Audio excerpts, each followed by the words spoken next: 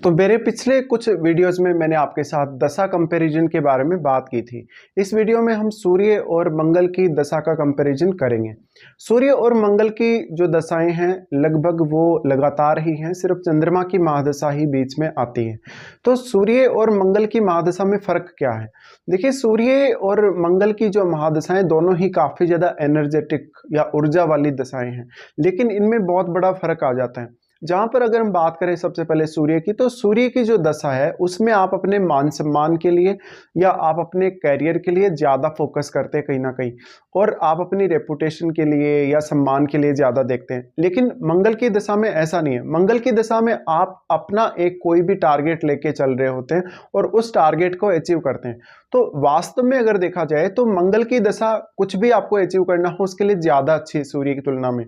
लेकिन सूर्य की महादशा आपको मंगल की तुलना में ज्यादा कहीं ना कहीं जो आपका ईगो है वो देती है और ईगो बढ़ाती भी है। इसलिए यहाँ सूर्य की दशा के दौरान आपको रिश्तों को लेके और करियर में भी कुछ दिक्कतें आती है, जैसे कि परिवार वालों के साथ नहीं बन रही, बहुत ज़्यादा ईगोइस्टिक हो रहे, तो लोगों के साथ भी गलत बिहेव कर रहे हैं, या फिर बॉस के साथ नहीं बन रही, बॉस के साथ झगड़ा हो गया। लेकिन मंगल की जो दशा है, मंगल की दशा काफ़ी डिफरेंट है, जहाँ पर आप अपने टारगेट पे फोकस कर रहे होते हैं। लेकिन मंगल की दशा और सूर्य की महादशा में बड़ा फर्क ये भी है कि जो मंगल की दशा है वहां पर आप कुछ ज्यादा ही एक्सपेक्टेशन रख रहे होते हैं, बल्कि सूर्य की दशा में ऐसा नहीं है। सूर्य की दशा में आप एक राजा के समान जीते हैं और आपको लगता है कि आपके जो काम है वो कोई भी दूसरा व्यक्ति कर देगा। तो यहाँ पर आपको किसी ना किसी दूसरे व्यक्ति की जरूरत पड़ती है हमेशा ही अपने काम करवाने के लिए, या आपको ऐसा फील होता है कि आप किसी दूसरे व्यक्ति से अपना काम निकलवा लेंगे या करवा लेंगे।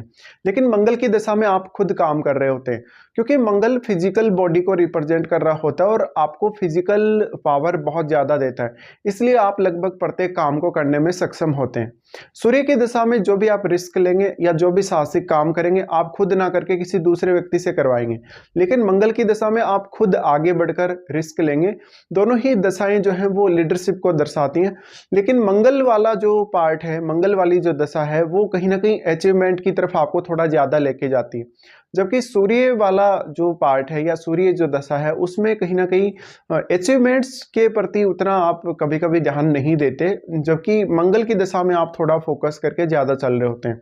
तो मंगल की दशा कहीं ना कहीं हम ये भी मान सकते हैं कि आप जिंदगी में सफल होना चाहते हैं या कोई भी टारगेट जो आप अचीव करना चाहते हैं उसके लिए मंगल की दशा ज्यादा अच्छी है। लेकिन क्योंकि सूर्य एनर्जी के सबसे बड़े कारक है, इसलिए सूर्य की दशा का महत्व भी कम नहीं है। सूर्य की महादशा में मुख्य रूप से आपका सरकार की तरफ से ज्यादा समर्थन मिलना, सरकार का साथ मिलना या सरकारी लाभ मिलना या पिता से आपको लाभ मिलना ऐसा संभव है।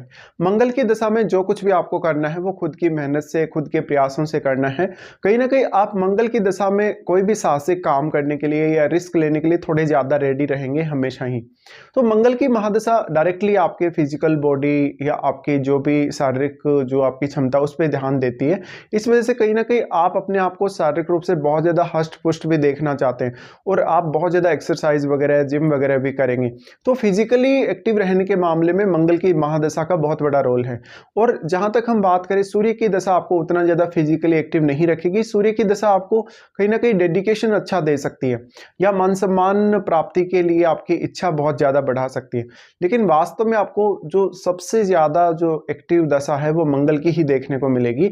मंगल दशा में आपके लिए कुछ भी करना बहुत आसान होगा, लेकिन यहां भी आपको अपनी जो एनर्जी है जो आपको मंगल से मिल रही है उसको हमेशा कंट्रोल करना पड़ेगा।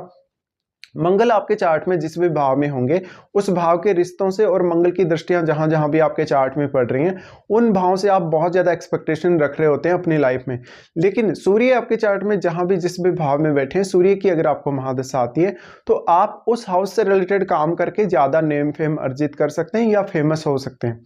सूर्य जिस भाव में आपके बैठे हैं उस भाव से आपको मान सम्मान मिलने की बहुत ज्यादा संभावना रहती है सूर्य दशा के दौरान, और सूर्य की दशा के दौरान ज्यादातर आपको सरकारी फेवर मिल सकता है। तो यहाँ पे उतना ज्यादा जो मान सम्मान है ज्यादातर केस में आपको सामने वाले ही मान सम्मान देंगे। लेकिन आप मंगल की दशा में अगर बहुत ज्यादा मान सम्मान प्राप्त करना चाहते हैं तो आपको मेहनत करनी पड़ेगी, हार्डवर्क करना पड़ेगा या रिस्क लेना पड़ेगा। तो यहाँ पे ये बड़ा अंतर है। फिर सूर्य की महादशा, जैसे मान लो सपोज करो किसी का सूर्य सप्तम में होते हुए ऐसा सूर्य आपको किसी बहुत बड़े सरकारी पद की तरफ लेकर जा सकता है, पिता से या आपके जीवन साथी से बहुत ज्यादा आपको साथ दिला सकता है। लेकिन ऐसा सूर्य कभी कभी आपके रिश्तों को भी डिस्टर्ब करने का काम करेगा, पर आपको जनता से हमेशा मान सम्मान और समर्थन मिलेगा। इसी प्रकार से सूर्य लगन में है या फिर 10th हाउस में या फिर 11th में है तो भी आपको मान सम्मान बहुत ज्यादा मिलेगा।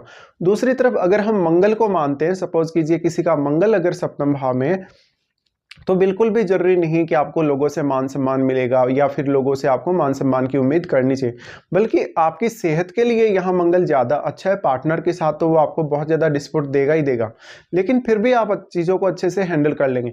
तो आप कितना भी ज़्यादा एनर्जी वाला काम जो आप खुद करना चाहते हैं या खुद अपनी एबिलिटी का यूज़ करना चाहते हैं वो आप मंगल दशा में कर सकते हैं।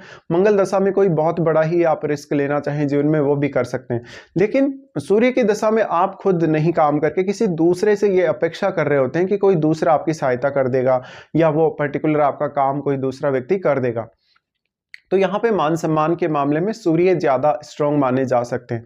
तो सूर्य जिस भी भाव में बैठेंगे उस भाव से आपको मान सम्मान प्राप्त होगा, लेकिन मंगल जिस भाव में बैठे होंगे उस भाव से जुड़े हुए रिश्तों से आप बहुत बड़ी बड़ी उम्मीदें लगा रहे हैं और आप एक बहुत ही परफेक्ट रूप में उन रिश्तों को देखना चाहते हैं कि मान लीजिए आपने किसी व्यक्ति को कोई काम बोला तो वो व्यक्ति सामने से मना नहीं करे और आपका काम भी बिल्कुल समय पर करके दे। इसी के साथ साथ मान लो किसी का मंगल सप्तम भाव में है तो आप अपने जीवन साथी से भी बहुत ज्यादा अपेक्षाएं लगा रहे होते हैं। तो वास्तव में जो दोनों दशाएं उनमें बहुत बड़ा डिफरेंस है। अब आपके चार्ट में ये कौन कौन से भावों का प्रतिनिधित्व कर रहे हैं ये आपको देखना है। इसके साथ साथ ये आपके कौन से भाव में बैठे हुए हैं उस भाव को भी आपको देखना है। तो मंगल की जो महादशा है उसमें आपको मेनली आपको एनर्जी को कंट्रोल करना बहुत ज़्यादा जरूरी रहता है, नहीं तो आपके लड़ाई झगड़े और वाद विवाद बढ़ने की संभावना ज़्यादा रहती है। लेकिन सूर्य की दशा में ऐसा नहीं होता। सूर्य की दशा आपका ईगो बढ़ाती है, आपका आत्मसम्मान ज़्यादा कहीं ना कहीं बढ़ाती है। तो इस वजह से आप अपनी खुद के ऊपर ज़्यादा फोकस करते हैं, थोड़े सेल्फिश भी होते हैं, लेकिन लोगों का सपोर्ट भी आप उसी प्रकार से करते हैं। तो लोगों में ज़्यादा नेम फेम प्राप्त करने के लिए या लोगों का समर्थन पाने के लिए सूर्य की दशा कहीं ना कहीं ज़्यादा बड़ा रोल प्ले करती है। बट खुद को बहुत अच्छा एक परफॉर्मेंस में लाने के लिए या खुद को बहुत ज़्यादा एक्टिव बनाने के लिए या खुद का प्रदर्शन अच्छा रखने के लिए आपको मंगल दशा पर ध्यान देने की जरूरत है। तो अचीवमेंट्स के मामले में मंगल की दशा ज़्यादा बेटर है सूर्य की तुलना में। लेकिन जहाँ पर बात आती है बहुत बड़े आपके पास अधिकारों की, शक्ति की या आपके पास सत्ता की, तो वो सूर्य देगा। लेकिन मंगल दशा में पर्टिकुलर कोई भी जीवन में रिस्क लेना, आपको लग रहा है कि कोई आप पर्टिकुलर काम करने जा रहे हैं और वो काम आपको लग रहा है कि इम्पॉसिबल है, लेकिन मंगल की दशा में आप उसे पॉसिबल बना सकते हैं। तो यहाँ मंगल की दशा में जो आपको एनर्जी मिल रही है उसको आपको कंट्रोल करना बहुत ही ज़्यादा जरूरी रहेगा। और उसको आप कैसे हैंडल करते हैं, आप कितना ज़्यादा शारीरिक रूप से एक्टिव हैं, कितना जल्दी काम करते हैं, क्योंकि मंगल दशा में आप जो भी फैसले लेंगे बहुत ही ज़्यादा धैर्य में आप नहीं रहेंगे, धैर्यशाली नहीं रहेंगे, तो आपके फैसले भी गलत होने की संभावना रहेगी। और मंगल दशा आपको कहीं ना कहीं सूर्य की दशा की तुलना में ज्यादा फ्रस्ट्रेट भी करेगी। फिर यहाँ पर आपका किसी भी प्लेनेट का युति है इन दोनों ग्रहों के साथ, तो आपको वो भी देखना चाहिए। और आपको कौन सी एज में ये दशाएं आ रही है, जैसे कि सूर्य की दशा कौन सी एज में आ रही है, मंगल की दशा कौन सी एज में आ रही है, अगर ये दोनों ही दशाएं मिड एज में अगर आती हैं तो ये ज्यादा अच्छा परिणाम दे सकती हैं आपको। हालांकि फिर आपके चार्ट में प्लेसमेंट पर भी डिपेंड करेगा। लेकिन देखिए जो सूर्य और मंगल की दशाएं हैं ज्यादातर आपको यंग एज में ही आपकी ज्यादा से ज्यादा सहायता कर सकती हैं। ये दशाएं वास्तव में यंग एज की ही दशाएं हैं, जबकि जो जुपिटर की दशा है या जो केतु की दशा है या जो शनि की दशा है वो हम ओल्ड एज की दशाएं मान सकते हैं, क्योंकि उन दशाओं के दौरान आप जो कुछ करेंगे लगभग वो सारे के सारे काम आप ओल्ड एज में बहुत अच्छे से कर सकते हैं। लेकिन आपको यंग एज में बहुत ज़्यादा एनर्जेटिक होना पसंद होगा और आप हमेशा एनर्जी से भरपूर होते हैं।